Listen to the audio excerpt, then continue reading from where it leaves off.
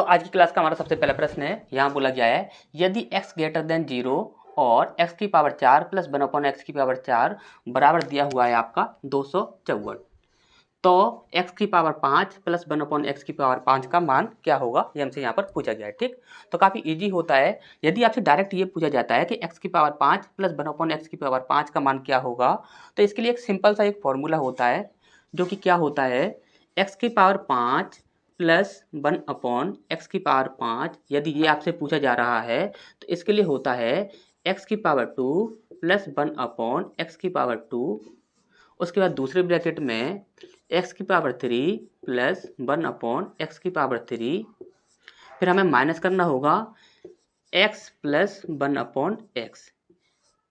ये आपका स्मॉल सा फॉर्मूला होता है, इजीली आपको याद भी होगा, और याद नहीं है तो याद हो जाएगा। कैसे याद हो जाएगा, यदि आपको x square plus 1/x square का मान पूछा जा रहा है डायरेक्ट, तो आपका क्या करना है कि x square plus 1/x square, पहले ब्रैकेट में स्क्वायर है, दूसरे ब्रैकेट में क्यू है, फिर उसके बाद माइनस कर देना है x प्लस 1/x। ठीक, अब यहाँ पर देखिए सबसे बड़ा कन्फ्यूजन क्या होगा कि हमारे पास दिया हुआ है x की पावर 4 प्लस 1/x की पावर 4। ठीक, इतना हमें दिया हुआ है, और हमें यहाँ पर चाहिए क्या, x की पावर 2 वाला और x की पावर 3 वाला और x वाला, ये हमें चाहिए। ठीक, तो ये निकालना काफ़ी ज़्यादा इजी होता है। कैसे होता है, तो वो चीज़ आप ध्यान से समझिए। यदि हमसे यहाँ पर ये बोला जाए कि x की पावर 4 प्लस 1/x की पावर 4 बराबर k है, ठीक, और हमें क्या निकालना है, x square plus 1/x square, तो हम क्या करेंगे, रूट के अंदर ये जो k है इसको लेंगे और इसमें हम क्या करेंगे, 2 को ऐड कर देंगे। ठीक,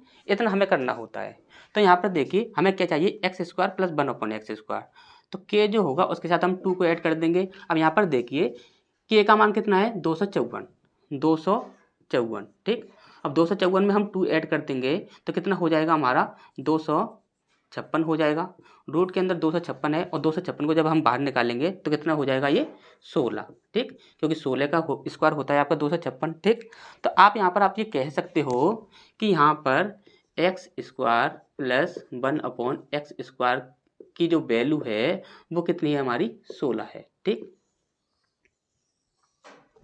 अब इसके बाद ये हमें मिल चुका है। अब हमें क्या चाहिए, सबसे पहले हमें चाहिए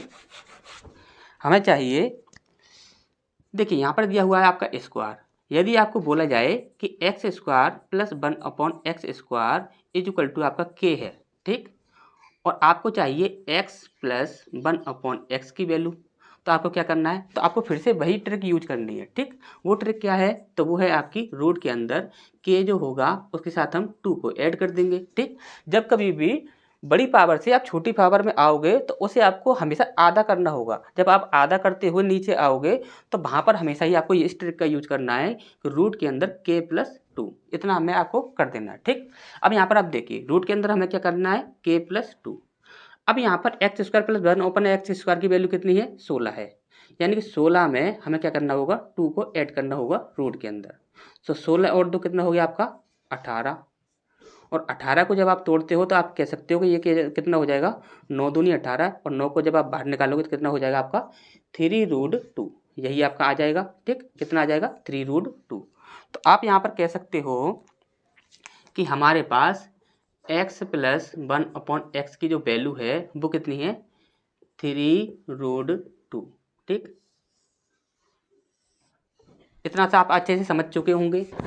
अब आपको करना क्या है, अब आपको सिर्फ निकालना है x³ प्लस 1/x³। ठीक, अब इसके लिए भी सिंपल फॉर्मूला होता है। वो क्या होता है, यदि आपको दिया जाए कि x प्लस 1/x की वैल्यू आपकी k है, और यदि आपको निकालना है x³ प्लस 1/x³, तो आपको क्या करना है कि ये जो k होगा इसका आपको q कर देना है, फिर माइनस करना है 3k।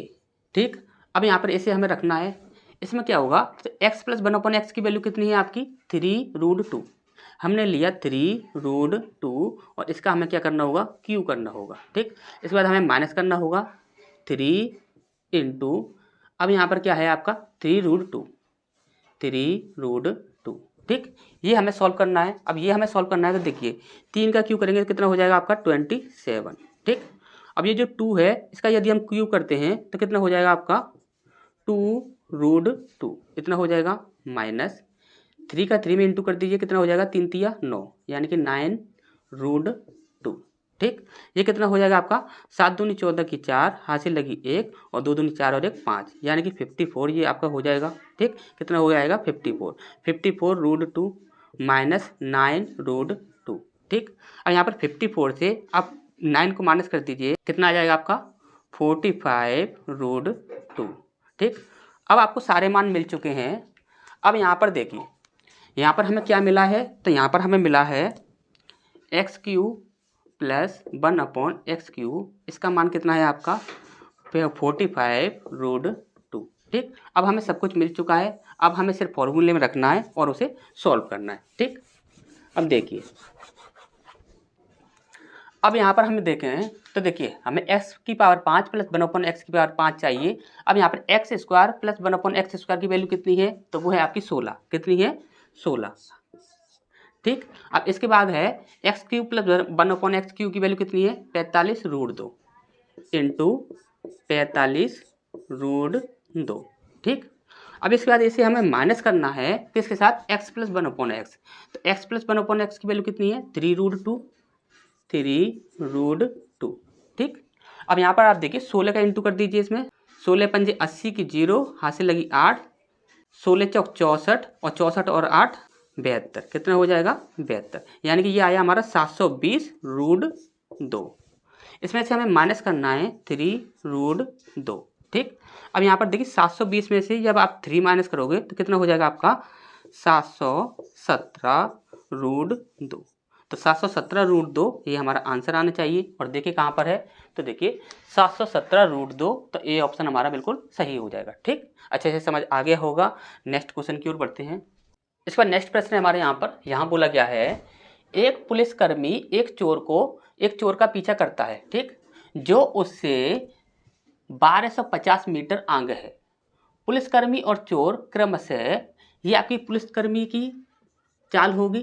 ठीक, और इसके बाद है आपकी ये चोर की चाल होगी, यानी कि थीप की चाल होगी। ठीक, की चाल से दौड़ते हैं।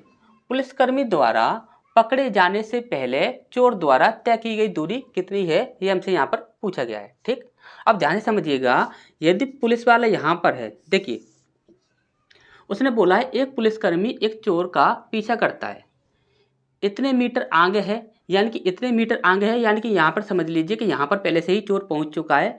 अब पुलिस यहाँ से पीछा करना स्टार्ट करता है, तो कहीं ना कहीं यहाँ पर देखिए हम ये कह नहीं सकते कि यहाँ पर कितनी दूरी पर जाकर वह मिलेगा, लेकिन आपको अच्छे से पता है कि यहाँ से जब पुलिस वाला इसका पीछा करेगा और ये यहाँ पर है, तो आगे जाकर ही आप इसको यह पुलिस वाला जो होगा वह पकड़ पाएगा, यानी कि यहाँ पर कहीं ना कहीं पर वह पकड़ लेगा। ठीक, इतना सा तो कन्फर्म है। ठीक, अब यहाँ पर आप देखिए, यहाँ पर बोला गया है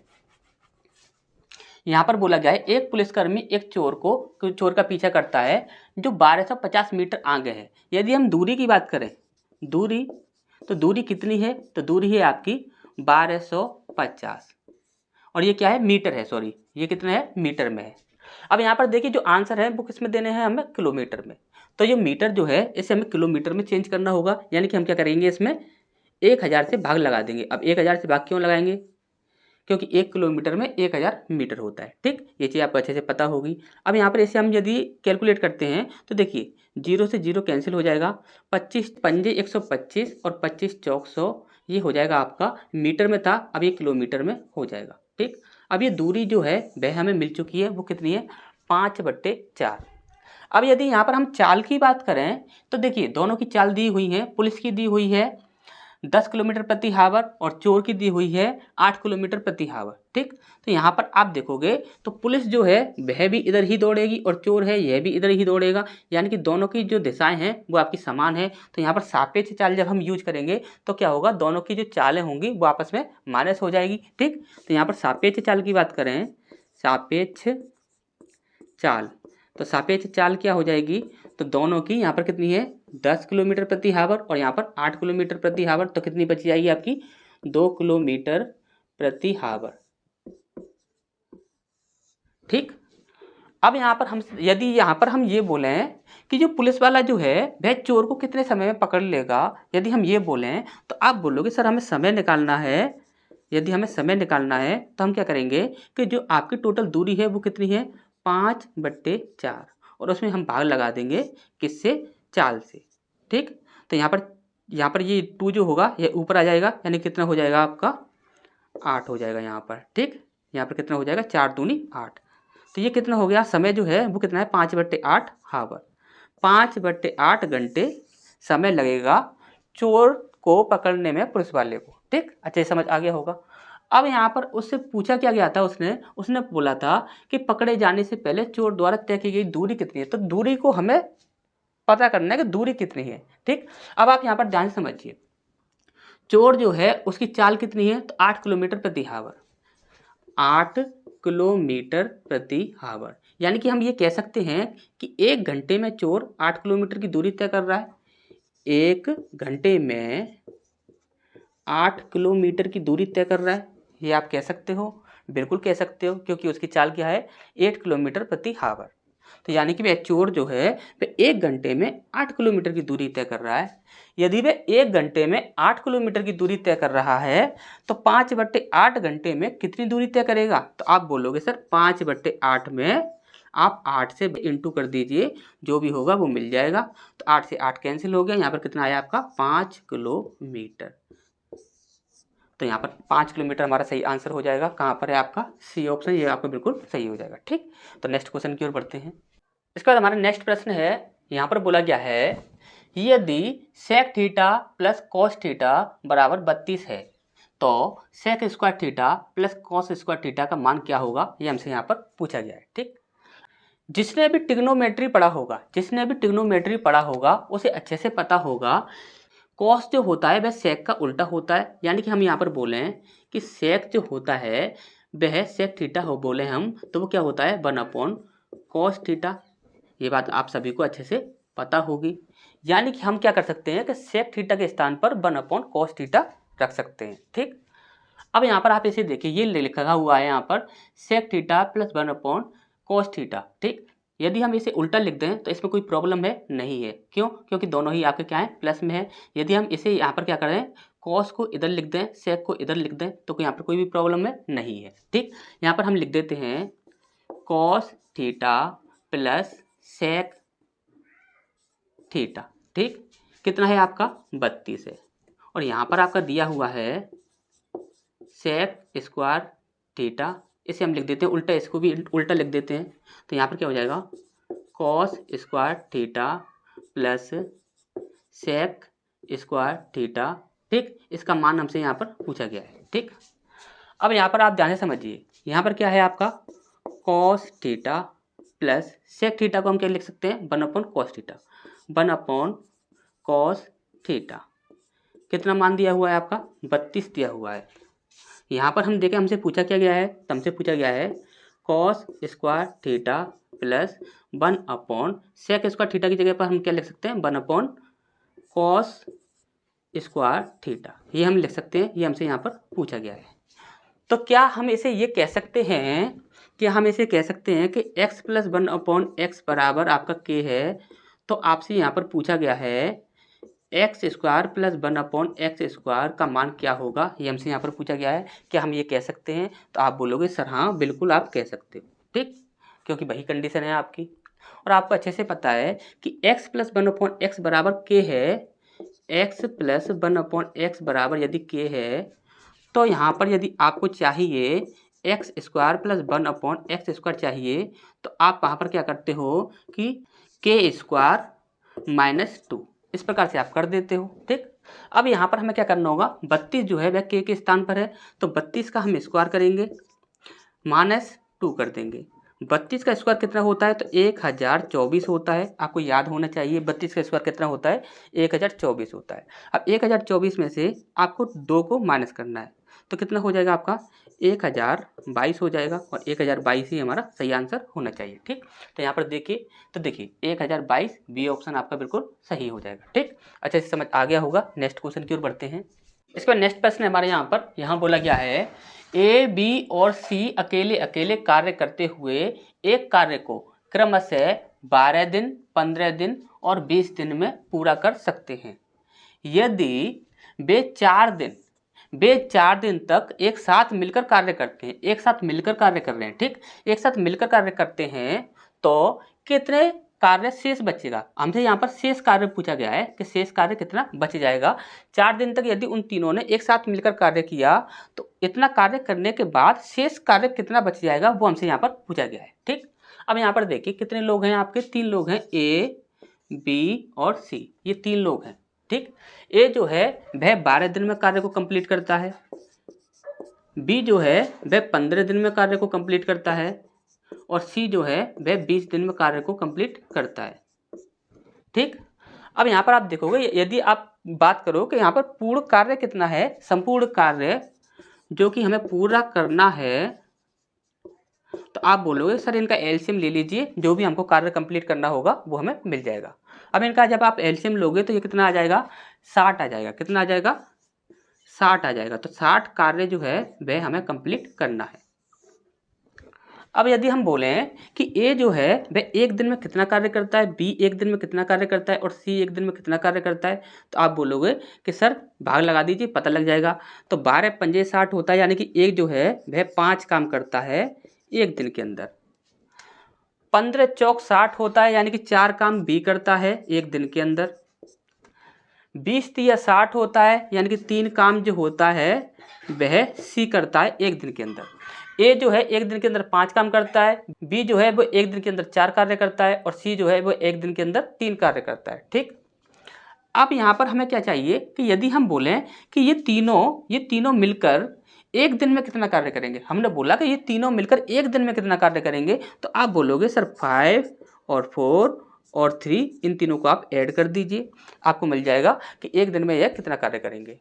अब हमने पूछा कि यह 1 दिन में तो इतना कार्य करेंगे, लेकिन उसने तो हमसे बोला है कि 4 दिन तक उन्होंने कार्य किया। कितने दिन तक किया, 4 दिन तक। तो ये 4 दिन तक कितना कार्य करेंगे, तो हमने क्या किया, 4 से इसमें इंटू कर दिया। अब यहाँ पर देखिए 5 और 4 9 और कितना हो गया 12, और 12 का यदि हम 4 से इंटू करते हैं तो कितना हो जाता है 48। कितना हो गया हमारा 48। अब यहाँ पर इन तीनों ने जो मिलकर 4 दिन के अंदर जो कार्य किया वो कितना है हमारा 48, और यहाँ पर ये जो कार्य है पूरा कितना है 60। अब हमारा कार्य बच कितना गया, तो यहाँ पर देखेंगे तो यहाँ पर आ जाएगा आपका 2 और यहाँ पर 5 में से 4 गया तो 1, यानी कि 12 काम जो है वह हमारा यहाँ पर शेष बच रहा है। और आप बोलोगे कि सर शेष तो बच रहा है, लेकिन किस में से शेष बच रहा है, संपूर्ण कार्य में से शेष बच रहा है, यानी कि 60 में से बच रहा है कितना 12, यानी कि 60 में से कितना कार्य कंप्लीट नहीं है, वो है आपका 12। 12 पंजे 60 होता है, यानी कि 1/5 हो जाएगा, और 1/5 यही हमारा सही आंसर होना चाहिए। तो यहाँ पर बी ऑप्शन जो होगा वो बिल्कुल आपका सही हो जाएगा, ठीक। तो नेक्स्ट क्वेश्चन की ओर बढ़ते हैं। इसके बाद नेक्स्ट हमारा प्रश्न है, यहाँ बोला गया है यदि ए की वैल्यू 17 है और बी की वैल्यू 13 है तो यहाँ पर इस व्यंजक का मान क्या होगा, ये हमसे यहाँ पर पूछा गया है, ठीक। अब यदि हम यहाँ से आपसे यदि ये बोलते हैं कि a माइनस बी का होल क्यूब क्या होता है, तो आप क्या बोलोगे कि सर ये तो हमें याद है क्या होता है, तो वो होता है आपका a cube minus b cube minus 3a² b plus 3ab², ये होता है। अब आप यहाँ पर देखिए क्या ये सेम है, तो आप बोलोगे कि सर ये तो सेम है। यदि ये सेम है तो क्या आप यहाँ पर ये कह सकते हो कि a की वैल्यू आपकी 17 है माइनस बी की वैल्यू आपकी 13 है और इसका हमें क्यू करना है, ठीक, ये आप कह सकते हो।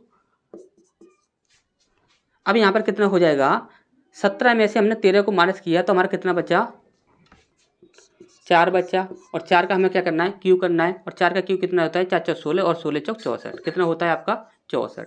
तो 64 हमारा आंसर हो जाएगा। 64 कहाँ पर है, देखिए प्लस का 64 ये है, तो यही हमारा सही आंसर हो जाएगा, ठीक। तो नेक्स्ट क्वेश्चन की ओर बढ़ते हैं।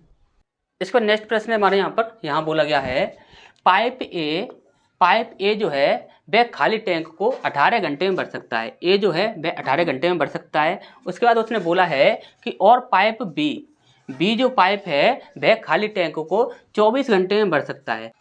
ए जो है वह 18 घंटे में भर सकता है और बी जो है वह 24 घंटे में भर सकता है, ठीक। इसके बाद बोला गया है यदि दोनों पाइपों को एक साथ खोल दिया जाए तो खाली टैंक को भरने में उन्हें कितना समय लगेगा, ये हमसे यहाँ पर पूछा गया है, ठीक। और वो भी किसमें बताना है, हमें घंटे में बताना है, ठीक। और वो भी आपका घंटे में ही दिया हुआ है, तो हमें यहाँ पर प्रॉब्लम होने वाली नहीं है। ठीक, अब यहाँ पर हम बात करते हैं, ए है आपका एक और बी है आपका दूसरा। ठीक, ये दो हो गए आपके ए और बी।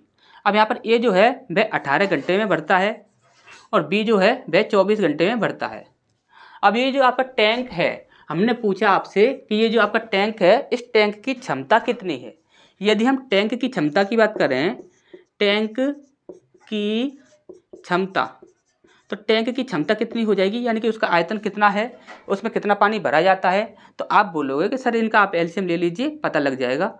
अब इनका यदि हम एलसीएम लेते हैं तो इनका एलसीएम कितना हो जाएगा, तो देखिए इनमें सबसे पहले आप कॉमन देख लिया कीजिए। जैसे कि हम यदि 18 की बात करते हैं, 18 की बात करें तो कितना हो जाएगा, 3 से काट दीजिए, 3 से 18 हो जाएगा, और इसे काटेंगे तो 3 अट्टे 24 हो जाएगा। ठीक, अब यहाँ पर 3 हमें यहाँ पर कॉमन मिल रहा है, तो यहाँ पर 3 तो ये आपका 1 हो जाएगा। ठीक, अब इसके बाद बचा हमारा 6 और 8, इसमें भी हमारा कॉमन बन रहा है। कॉमन क्या बन रहा है, तो यहाँ पर देखते हैं तो 2 तिया 6 होता है और यहाँ पर 2 चौक 8 होता है, यानी कि 2 हमारा कॉमन बन रहा है, यहाँ पर 2 कॉमन ये आ गया। अब इसके बाद यहाँ पर हमारा बचा कितना, 4 और 3, तो हमें लेना है 3 और 4, ये भी हमें ले लेना है। ठीक, इतनी हमारी क्षमता है टैंक की। अब यहाँ पर हम बोले हैं कि ए जो पाइप है, ए जो पाइप है वह 1 घंटे में कितना पानी भर देता है।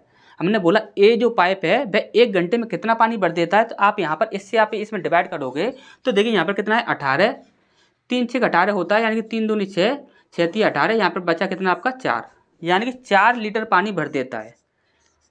ए जो है वह 1 घंटे में 4 लीटर पानी भर देता है, और बी जो है वह 1 घंटे में कितना भर देगा, तो यहाँ पर कितना है आपका 24, तो यहाँ पर देखिए 4 तिया 12 और 12 दूनी 24, यानी कि 3, यानी कि ये कितना भर देता है, तो 3 लीटर भर देता है। कितना भर देता है, 3 लीटर भर देता है।